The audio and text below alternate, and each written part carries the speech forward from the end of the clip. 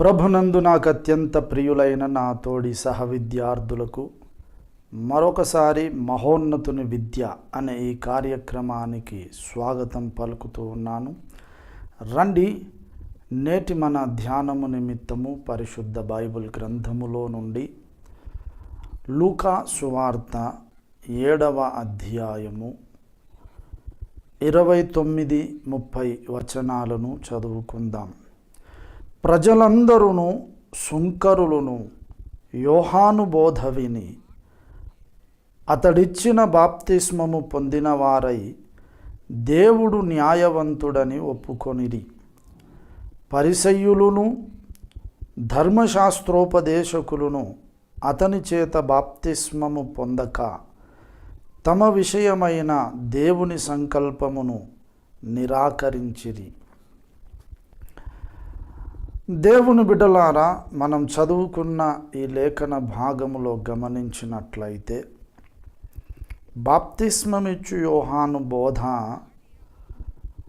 ఆనాటి ప్రజలు ఇశ్రాయేలు దేశములో అనేక మంది విన్నారు.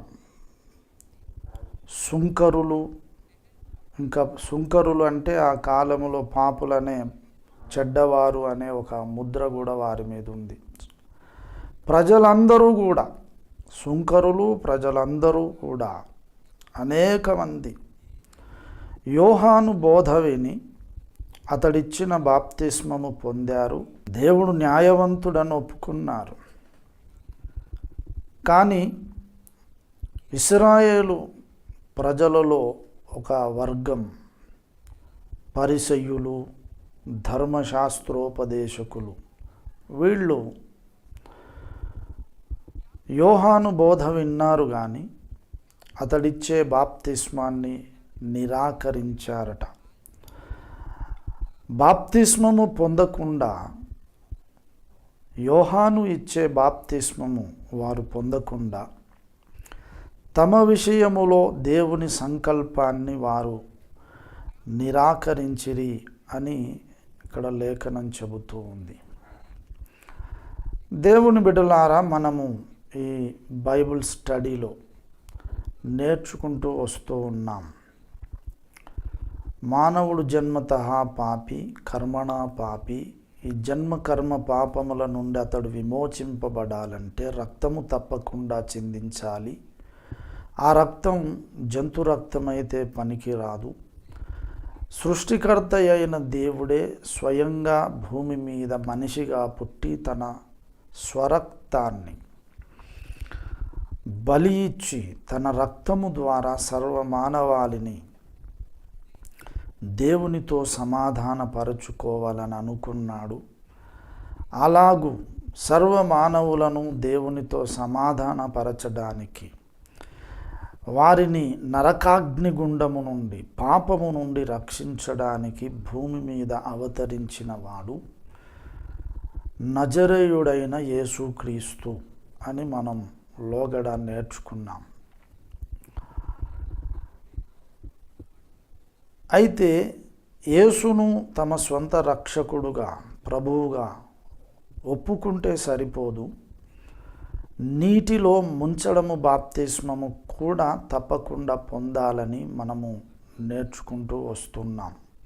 హెబ్రీ 6వ అధ్యాయం మొదటి 2 వచనాలలో చెప్పబడిన పునాది అంశాలలో 3వది బాప్తిస్మములను గూర్చిన బోధ. ఈ బాప్తిస్మములను గూర్చిన బోధ అనే అంశములో బాప్తిస్మములను అని బహువచనం వాడాడు గనుక ఒకటి కంటే ఎక్కువ ఉన్నాయి అని మనం చెప్పుకున్నాం. అందులో మొదటిది నీటిలో ముంచడము బాప్తిస్మం. ఈ నీటి బాప్తిస్మం ఎందుకు పొందాలి అనే ప్రశ్నను మనము కూలంకషంగా లేఖనాధారాలతో నేర్చుకునే ప్రయత్నం మనం చేస్తూ ఉన్నాం. అయితే దేవుని బిడ్డలారా, ఎంత తేటగా లేఖనాలు చెప్పినా ఆనాటి పరిసయ్యులు, ధర్మశాస్త్రోపదేశకులలాగా బాప్తిస్మము పొందకుండా, యోహాను బోధ విని కూడా బాప్తిస్మము పొందకుండా తమ విషయములో దేవుని సంకల్పాన్ని నిరాకరించే ఒక మూక ఎప్పుడూ ఉంటూనే ఉంటుంది. తమ విషయములో దేవుని సంకల్పాన్ని నిరాకరించారట. సర్వమానవుల పట్ల ఉన్న దేవుని సంకల్పం ఏంటి? అందరినీ రక్షించాలని దేవుడు అనుకున్నాడు. అది దేవుని యొక్క సంకల్పం మానవ జాతి పట్ల. దయచేసి ఒక్కసారి పరిశుద్ధ బైబిల్ గ్రంథములో నుండి అపోస్తలుడైన పౌలు భక్తుడు తిమోతికి వ్రాసిన మొదటి పత్రిక 2వ అధ్యాయము 4వ వచనాన్ని మనము చూద్దాం. ఆయన మనుషులందరూ రక్షణ పొంది సత్యమును గూర్చిన అనుభవ జ్ఞానము గలవారై ఉండవలెనని ఇచ్చయించుచున్నాడు. అది దేవుని యొక్క ఇచ్చ, కోరిక. మనుషులందరూ రక్షణ పొందాలి. తర్వాత రెండవది, ఈ రక్షణ పొందిన వారు సత్యమును గూర్చి అనుభవ జ్ఞానము గలవారు కావాలనేది దేవుని యొక్క కోరిక. పేతురు భక్తుడు కూడా చెబుతాడు, ఆయన అందరూ రక్షణ పొందాలని కోరుకుంటున్నాడని.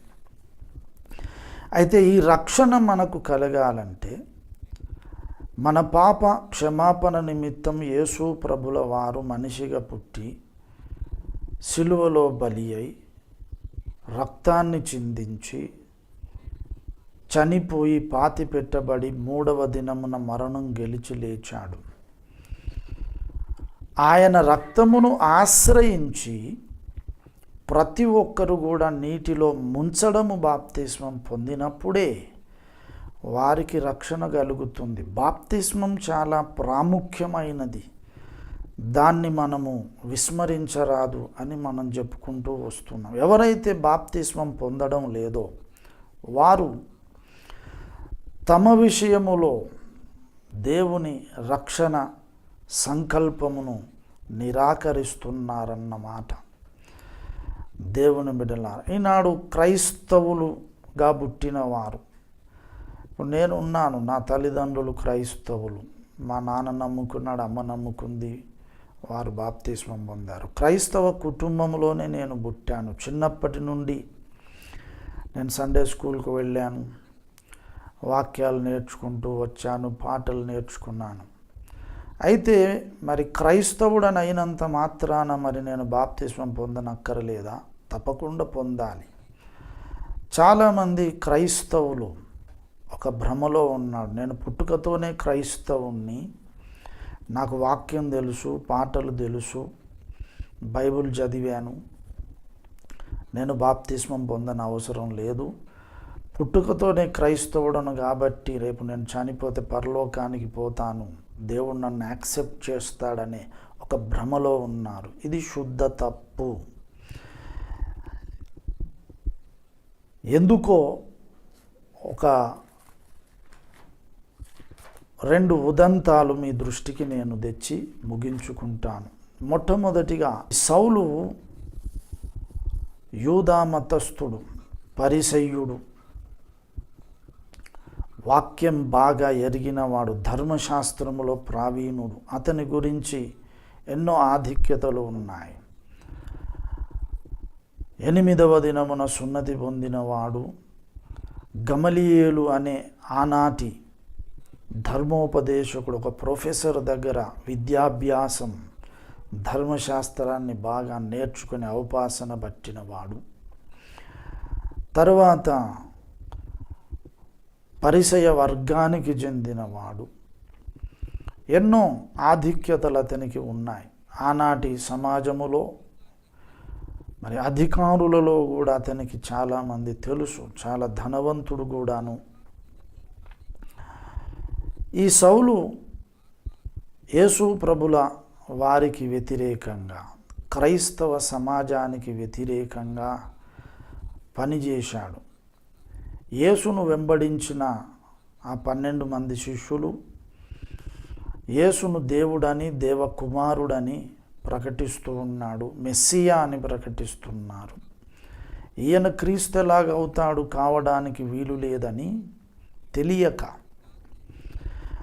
క్రైస్తవ సమాజాన్ని చిత్రహింసలు పెడుతూ ఉన్నాడు. చాలామందిని బంధించాడు, జైళ్ళల్లో వేయించాడు, కొందరినైతే చంపేశాడు కూడాను.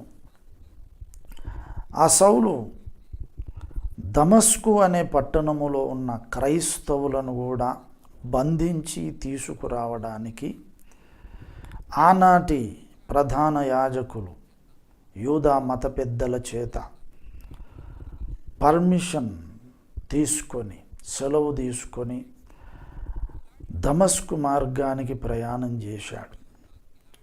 దమస్కు వెళుతూ ఉండగా మధ్యలో అతనికి దేవ దర్శనం కలిగింది. యేసు ప్రభుల వారు అతన్ని దర్శించాడు. ఈ వైనమంతా కూడా, ఈ సంఘటన మనకు అపోస్తలుల కార్యముల గ్రంథము 9వ అధ్యాయములో మనకు కనబడుతుంది. సౌలుకు కలిగిన అనుభవాలు ఇక్కడ మనం చూద్దాం. 9వ అధ్యాయము 4వ వచనములో మనం గమనిస్తే, సౌలు ప్రయాణమై వెళుతూ ఉన్నాడు. అతడు ఒక్కడే కాదు, అతనితో కొంతమందిని కూడా వెంటబెట్టుకొని వెళుతూ ఉన్నాడు. వారితో కలిసి వెళుతూ ఉన్నప్పుడు సౌలుకు యేసు ప్రభు వారు ప్రత్యక్షమైనాడు. యేసయ్య స్వరం విన్నాడు. దేవుని బిడ్డలారా, 4వ వచనం మనం చదివితే, అప్పుడు అతడు నేల మీద పడి, సౌలా సౌలా, నీవేళ నన్ను హింసించుచున్నావని తనతో ఒక స్వరము పలుకుట వినెను. యేసు ప్రభుల వారి స్వరమే అది, అనుమానం లేదు. సౌలా సౌలా, నన్నెందుకు హింసించుచున్నావని యేసయ్య పలికిన మాట, ఆ స్వరం విన్నాడు. విని అడిగాడు, ప్రభువా నీవెవడవు అని సౌలు ప్రశ్నించాడు ఆ ప్రభువును. అందుకు ఆయన చెప్పాడు, నేను నీవు హింసించుచున్న యేసును అని చెప్పాడు. యేసయ్యతో అతనికి ఎన్కౌంటర్ అయింది. యేసయ్య స్వరం విన్నాడు. యేసయ్య చెప్పుకున్నాడు, నేను నీవు హింసించుచున్న యేసును అని చెప్పుకున్నాడు. గొప్ప వెలుగు కూడా చూశాడు. ఆ వెలుగుకు సౌలు యొక్క కన్నుల మీద ఒక పొరలు వచ్చేసి కన్నులు తెరిచి చూడలేకపోయాడు. తర్వాత అననీయ అనే ఒక శిష్యుణ్ణి యేసు ప్రభుల వారు సౌలు దగ్గరికి పంపించాడు. అతడు వచ్చేం చెబుతున్నాడు ఒక మాట చూద్దాం. 17వ వచనములో, 17వ వచనం, అననీయ వెళ్ళి ఆ ఇంట ప్రవేశించి అతని మీద చేతులుంచి, సౌలా సహోదరుడా, నీవు వచ్చిన మార్గములో నీకు కనబడిన ప్రభువైన యేసు నీవు దృష్టి పొంది పరిశుద్ధాత్మతో నింపబడినట్లు నన్ను పంపి ఉన్నాడు అంటున్నాడు. ఏమన్నాడు?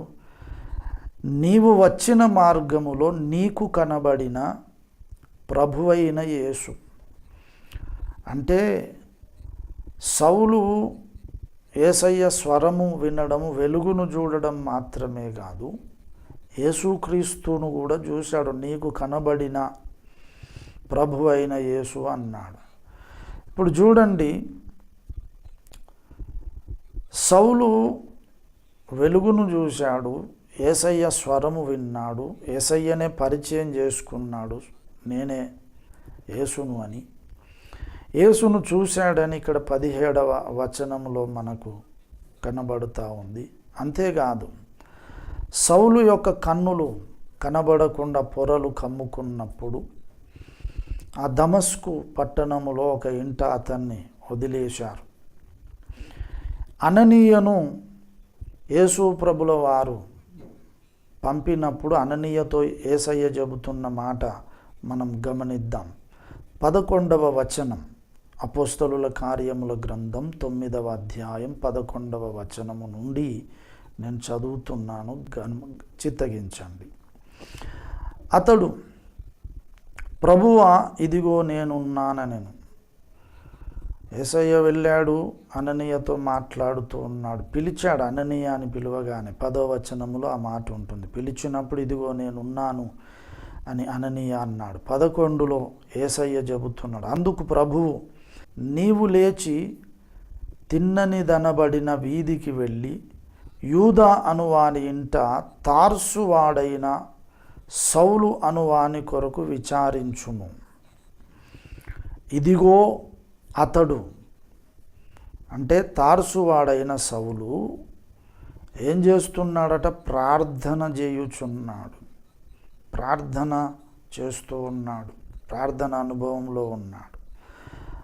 అతడు అననీయ, 12వ వచనంలో, అతడు అననీయ అనున ఒక మనుష్యుడు లోపలికి వచ్చి తాను దృష్టి పొందునట్లు తల మీద చేతులుంచుట చూచి యున్నాడు అని చెప్పాను. ఇంకా అననీయ సౌలు దగ్గరికి వెళ్ళలేదు. వెళ్ళమని యేసయ్య చెబుతూ సౌలు ఒక దర్శనం చూస్తున్నాడని చెబుతున్నాడు. అక్కడ సౌలు మోకరించి ప్రార్థన చేస్తూ ఉన్నాడు. అననీయ అనే ఒక మనుషుడు అతడు ఉన్న ఇంటి లోపలికి వచ్చి తన మీద, ఈ అననీయ అనే వ్యక్తి తల మీద చేతులుంచి ప్రార్థించినప్పుడు అతనికి కన్నులు తెరవబడ్డాయి. ఇంకా తెరవబడలేదు, తెరవబడినట్టుగా అతడు దర్శనం చూస్తూ ఉన్నాడు. ప్రార్థనలో ఉన్నాడంటే నిద్రపోవట్లేదు, కల కాదండి, మోకరించి ప్రార్థన చేస్తున్నాడు. అంటే ప్రార్థన చేస్తున్నాడు. అననీయ అనే ఒక వ్యక్తి వచ్చి చేతులుంచుట ద్వారా అతని కన్నులు తెరవబడుట, స్వస్థత కలుగుట కూడా అతడు దర్శనములో చూస్తున్నాడు. మనోనేత్రాల ముందు భౌతిక నేత్రాలు కనబడడం లేదు, కానీ ఆత్మనేత్రాలతో ఈ దర్శనాన్ని సౌలు చూస్తున్నాడు. ఇప్పుడు ఎన్ని అనుభవాలు ఉన్నాయి చూడండి. వెలుగును చూశాడు, యేసయ్య స్వరము విన్నాడు, యేసుక్రీస్తును చూశాడు, ప్రార్థన చేస్తున్నాడు. అంతేకాదు, అననీయ అనే ఒక వ్యక్తి వచ్చి తన మీద చేతులుంచుట, తను స్వస్థత పొందుట, ఈ దర్శనం కూడా చూస్తూ ఉన్నాడు. ఇన్ని అనుభవాలు ఉన్నవి. అయితే అననీయ వచ్చి ఏం చేశాడు? మరి చేతులుంచాడు, ప్రార్థన చేశాడు. అతని కన్నుల నుండి 2 పొరలు పడినట్లుగా మనకు అక్కడ లేఖనం చెబుతూ ఉంది. 18వ వచనములో మనం గమనిస్తే, అప్పుడే అతని కన్నుల నుండి పొరల వంటివి రాలగా దృష్టి కలిగి లేచి బాప్తిస్మము పొందెను. తరువాత ఆహారము పుచ్చుకున్నాడు. సౌలు ఇన్ని అనుభవాలు కలిగి ఉన్నవాడైనా సరే యేసయ్యను చూశాడు, స్వరం విన్నాడు, దర్శనం చూస్తున్నాడు, ప్రార్థన చేస్తున్నాడు. ఇన్ని అనుభవాలు ఉన్నవాడు ఇప్పుడు నాకు బాప్తిస్మం ఎందుకులే, అక్కరలేదు, నాతో యేసయ్య డైరెక్ట్గా మాట్లాడాడు కదా అని అనుకొని బాప్తిస్మాన్ని నిర్లక్ష్యం చేశాడు ఆ సౌలు? చెయ్యలేదు. ఇదే ఉదంతాన్ని సౌలు, అంటే పౌలు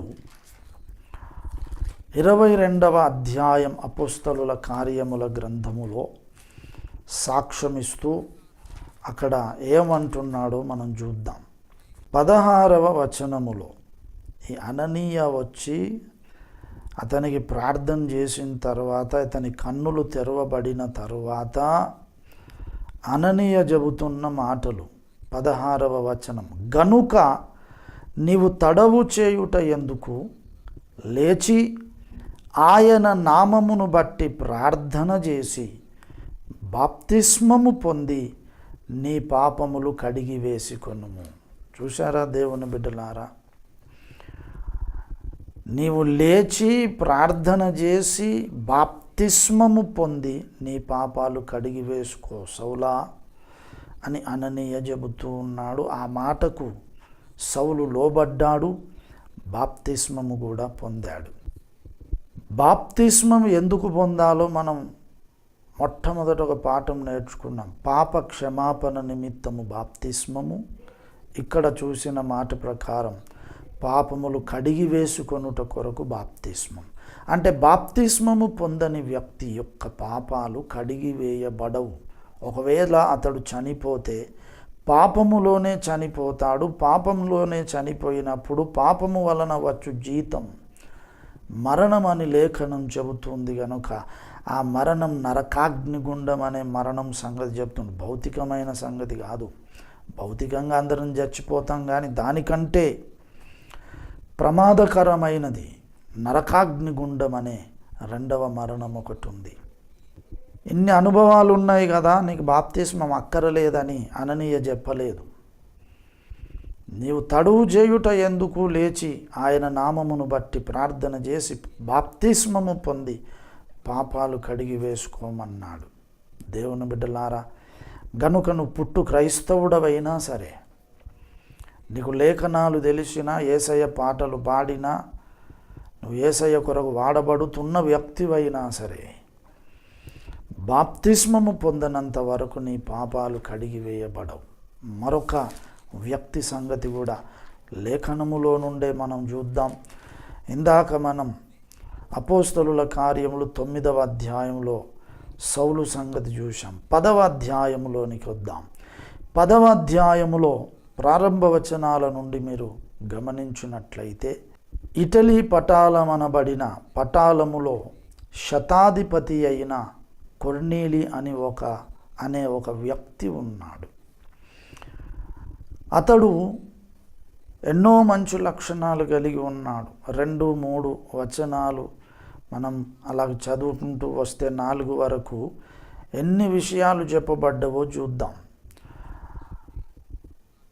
అతడు తన ఇంటి వారందరితో కూడా దేవుని యందు భయభక్తులు గలవాడయ్యుండి, దేవుని యందు భయభక్తులు గలవాడు మొట్టమొదటి విషయం. తరువాత ప్రజలకు బహుధర్మము చేయుచు, ప్రజలకు బహుధర్మం చేసేవాడు, దాన ధర్మాలు చేసేవాడు. అంటే సమాజానికి మేలు చేయడం, పేదలను ఆదుకోవడం. ఆ తరువాత ఎల్లప్పుడూ దేవునికి ప్రార్థన చేయువాడు, ప్రార్థనాపరుడు. ఎల్లప్పుడూ అప్పుడప్పుడు కాదు సుమా, ఎల్లప్పుడూ ప్రార్థన చేస్తున్నాడు. యేసయ్య చెప్పాడు, మీరు విసుగక నిత్యము ప్రార్థన చెయ్యాలని ఒక ఉపమానం చెప్పాడు. లూకా సువార్త 18వ అధ్యాయములో యేసయ్య చెప్పాడు, విసుగక నిత్యము ప్రార్థన. నిత్యం అంటే ఎల్లప్పుడూ. ఈ కొర్నేలి ఎల్లప్పుడూ ప్రార్థన అనుభవంలో ఉన్నాడు. ఇది 3వ విషయం. ఆ తరువాత మనం ముందుకు చదివితే 3వ వచనములో, పగలు ఇంచుమించు 3 గంటల వేళ దేవుని దూత అతని వద్దకు వచ్చి, కొర్నేలి అని పిలుచుట దర్శనమందు తేటగా అతనికి కనబడెను. చూసారా, దర్శనం చూస్తున్నాడు. ఆ దర్శనములో దేవదూత అతని వద్దకు వచ్చి అతనితో మాట్లాడాడు. ఏం చెబుతున్నాడు? నీ ప్రార్థనలు, నీ ధర్మ కార్యములను దేవుని సన్నిధికి జ్ఞాపకార్థముగా చేరినవి. పరలోకములో సింహాసనం మీద ఆసీనుడైన దేవుని యొద్దకు ఈ కొర్నేలి యొక్క ప్రార్థనలు, ధర్మ కార్యాలు ఇవన్నీ కూడా చేరినవట. జ్ఞాపకార్థముగా చేరినవి. దేవుని సన్నిధిలో దేవదూతల మధ్య అక్కడ అందరూ జ్ఞాపకం చేసుకుంటున్నారు, దేవుని సన్నిధికి చేరినవి అని చెప్పాడు. ఆ తరువాత పేతురు అనే ఒక వ్యక్తిని నువ్వు పిలిపించుకో, అతడు నీకు ఇంకా చక్కగా ఉపదేశం చేస్తాడని చెప్పాడు. అదంతా మీరు తర్వాత చదువుకోండి. పేతురు భక్తుడు వచ్చాడు కొర్నేలి ఇంటికి. కొర్నేలి ఇంటి దగ్గర చాలామంది అన్యజనులు అక్కడ ఉన్నారు. వారు యూదులు కాదు, అన్యులే. ఈ కొర్నేలి యూదుడు కాదు, అన్యుడే. కానీ దేవుని యందు భయభక్తులు కలిగిన వాడు, ప్రార్థనా పరుడు. దేవదూతను దర్శనం చూశాడు, అంటే దర్శనాలు చూస్తున్నాడు. దేవదూత స్వరం విన్నాడు. ఇప్పుడు పేతురు భక్తుడు వచ్చి వారికి సువార్త ప్రకటించాడు. క్రీస్తును గూర్చి తేటగా వారికి పేతురు ఉపదేశించినప్పుడు పేతురు మాటలు వింటున్న వారందరి మీదికి పరిశుద్ధాత్మ దిగి వచ్చాడట. 44వ వచనం. అతని బోధ విన్న వారందరి మీదికి పరిశుద్ధాత్మ దిగెను. అక్కడ కొర్నేలి ఉన్నాడు, కొర్నేలి ఇంటివారు ఉన్నారు, ఇంకా చాలామంది అన్యులు ఉన్నారు. పేతురు చెబుతున్న మాటలు, ఆ బోధ వింటున్న వారందరి మీదికి పరిశుద్ధాత్ముడు దిగి వచ్చాడు. పరిశుద్ధాత్మ దిగి వచ్చాడు. అప్పుడు సున్నతి పొందిన వారిలో పేతురుతో కూడా వచ్చిన విశ్వాసులందరూ పరిశుద్ధాత్మ వరము అన్యజనుల మీద సహితము కుమ్మరింపబడుట చూచి విభ్రాంతి నొందిరి. ఏలయనగా వారు భాషలతో మాటలాడుచు దేవుని ఘనపరచుచుండగా వినిరి. చూశారా ఎన్ని అనుభవాలు! దేవుని యందు భయభక్తులు గలవాడు, ప్రార్థనాపరుడు, పేదలకు దాన ధర్మాలు ధర్మకార్యాలు చేస్తున్నాడు. దేవదూతను దర్శనమందు చూశాడు. తర్వాత ఇప్పుడు పరిశుద్ధాత్మను కూడా కొర్నేలి అతని ఇంటివారు అక్కడ ఉన్న అన్యులందరూ కూడా పొందుకున్నారు. పరిశుద్ధాత్మ కుమ్మరింపు జరిగింది. పేతురు అన్నాడు 47వ వచనములో, అందుకు పేతురు, మనవలే పరిశుద్ధాత్మను పొందిన వీరు బాప్తిస్మము పొందకుండా ఎవడైనను నీళ్లకు ఆటంకము చేయగలడా అని చెప్పి యేసుక్రీస్తు నామమందు వారు బాప్తిస్మము పొందవలెనని ఆజ్ఞాపించెను. చూసారా దేవుని బిడ్డలారా, మన వలనే పరిశుద్ధాత్మను పొందారు వీరు. ఇప్పుడు నీళ్లకు ఎవడైనా ఆటంకము చెయ్యగలడా అంటే బాప్తిస్మం పొందకుండా ఎవడైనా ఆటంకం చేయగలడా? చెయ్యలేడు, చేయడానికి వీలు లేదు అని పేతురు భక్తుడు వారికి ఒక ఆజ్ఞ ఇచ్చాడు. బతిమాలడం లేదు. యేసుక్రీస్తు నామమందు వారు బాప్తిస్మము పొందవలెనని ఆజ్ఞాపించను. 48వ వచనం. వారందరూ కూడా బాప్తిస్మం పొందినట్టుగా ఇక్కడ కనబడుతూ ఉంది. దేవుని బిడ్డలారా చూడండి, సౌలు ప్రార్థనాపరుడు, దర్శనం చూశాడు, యేసయ్య స్వరం విన్నాడు. సౌలు కూడా దేవుని యందు భయభక్తులు గలవాడే. ధర్మశాస్త్రానికి విరోధంగా ఒక కొత్త మతం ఈ అపోస్తలులు ప్రకటిస్తున్నారు అనుకొని పొరపడి తెలియక సంఘాన్ని హింసించాడు. స్వస్థత పొందాడు. కానీ బాప్తిస్మము పొందనంత వరకు అతని పాపములు కడిగివేయబడవని అననీయ చెప్పగానే బాప్తిస్మం పొందాడు. ఇక్కడ కూడా కొర్నేలి ఇంత భక్తిపరుడై ఉండి పరిశుద్ధాత్మ కుమ్మరింపు కూడా తన మీద పొందుకొని అన్య భాషలలో దేవుణ్ణి స్తుతించి మాట్లాడిన తరువాత కూడా తప్పకుండా బాప్తిస్మము పొందాలని అపోస్తలుడైన పేతురు ఆజ్ఞాపించాడు. అది పరిశుద్ధాత్మ దేవుని ఆజ్ఞ. తర్వాత ఇంకా కొద్ది దినములు మా యొద్ద ఉండమంటే పేతురు అక్కడ ఉన్నాడు. వారికి ఇంకా ఎన్నో సంగతులు క్రీస్తు మార్గాన్ని గూర్చి ఉపదేశించాడు. ఈ రెండు సందర్భాలలో మనం గమనిస్తే ఏమర్థమవుతుంది? ఒక వ్యక్తి దేవుని యందు భయభక్తులు గలవాడైనా, అతడు ప్రార్థనాపరుడైనా, దర్శనాలు చూస్తూ ఉన్నా, దేవుని స్వరం విన్నవాడైనా, లేఖనాలను బాగా ఎరిగినవాడైనా సరే, అతడు పుట్టు క్రైస్తవుడైనా ఎవడైనా సరే, బాప్తిస్మము పొందకపోతే అతని పాపములు క్షమించబడవు. గనుక ఇది దేవుని సంకల్పం. బాప్తిస్మము పొందుట ద్వారా దేవుని రక్షణ ఒకడు పొందుకోవాలని దేవుడు సంకల్పించాడు, ఆజ్ఞాపించాడు. ఆనాడు బాప్తిస్మమిచ్చు యోహాను బోధ విని ప్రజలలో అనేకులు, సుంకరులు కూడా, పాపులెందరో తమ పాపాలు ఒప్పుకొని బాప్తిస్మము పొంది దేవుడు న్యాయవంతుడని ఒప్పుకున్నారు.